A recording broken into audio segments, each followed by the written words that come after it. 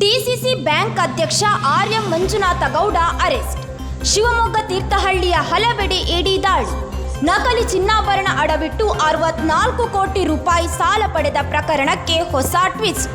ನಕಲಿ ಚಿನ್ನಾಭರಣವನ್ನು ಅಡವಿಟ್ಟು 64 ಕೋಟಿ ರೂಪಾಯಿ ಸಾಲ ಪಡೆದ ಪ್ರಕರಣದಲ್ಲಿ ಡಿಸಿಸಿ ಬ್ಯಾಂಕ್ ಅಧ್ಯಕ್ಷ ಆರ್ಯ ಮಂಜುನಾಥ ಗೌಡರನ್ನು ಇಡಿ ಬಂಧಿಸಿ 1ನೇ ಸಿಸಿಎಚ್ ನ್ಯಾಯಾಲಯದ ಮುಂದೆ ಹಾಜರುಪಡಿಸಿದೆ.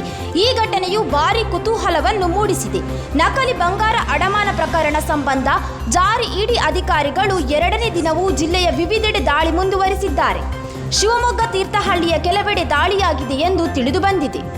ಶಿವಮೊಗ್ಗದ ಅಚ್ಯುತರಾವ್ ಬಡಾವಣೆಯಲ್ಲಿರುವ ಡಿಸಿಸಿ ಬ್ಯಾಂಕ್ ನಿರ್ದೇಶಕ ಜಿಎನ್ ಸುಧೀರ್ ಅವರ ಮನೆ ಮೇಲೆ ಇಡಿ ಅಧಿಕಾರಿಗಳು ದಾಳಿ ನಡೆಸಿದ್ದಾರೆ. ಮನೆಯಲ್ಲಿ ಪರಿಶೀಲನೆ ಮಾಡುತ್ತಿದ್ದಾರೆ. ತೀರ್ಥಹಳ್ಳಿಯ ಬೆಟ್ಟಮಕ್ಕಿಯಲ್ಲಿರುವ ಕೃಷ್ಣಮೂರ್ತಿ ಭಟ್ ಮನೆ ಮೇಲೂ ಇಡಿ ಅಧಿಕಾರಿಗಳು ದಾಳಿ ನಡೆಸಿದ್ದಾರೆ. ಕೃಷ್ಣಮೂರ್ತಿ ಭಟ್ ಅವರು ಡಿಸಿಸಿ ಬ್ಯಾಂಕ್ ಅಧ್ಯಕ್ಷ ಆರ್ಯ ಮಂಜುನಾಥ ಗೌಡರ ಆಪ್ತರಾಗಿದ್ದಾರೆ.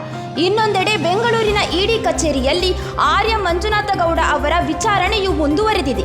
ಇಡಿ ಬಂಧಿಸಿರುವುದಾಗಿ ಮಾಧ್ಯಮಗಳು ಪ್ರಚಾರ ಮಾಡಿವೆ.